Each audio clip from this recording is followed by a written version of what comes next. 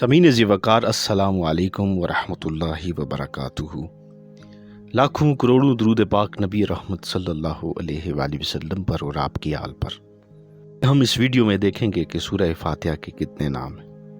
10 نام مشہور ہیں، ان میں فاتحۃ الکتاب، اس سے مراد یہ ہے کہ اس سے قرآن مجید کا آغاز ہوتا ہے۔ اس کو ام القرآن بھی کہا جاتا ہے، کسی چیز کی اصل اور اس کے مقصود کو کہتے ہیں۔ اللہ کے نبی صلی اللہ علیہ وآلہ وسلم نے اس سورت کو ام القرآن فرمایا۔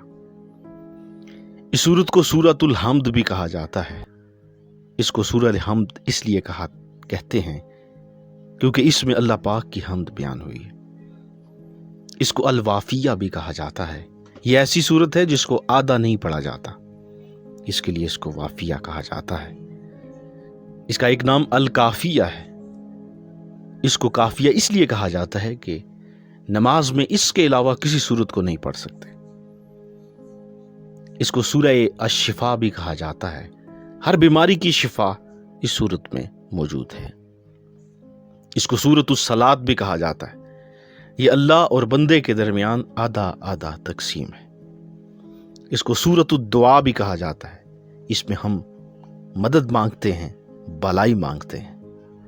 اور اس کو السبع المثانی کہا جاتا ہے کیونکہ اس میں 7 عظیم آیتیں موجود ہیں۔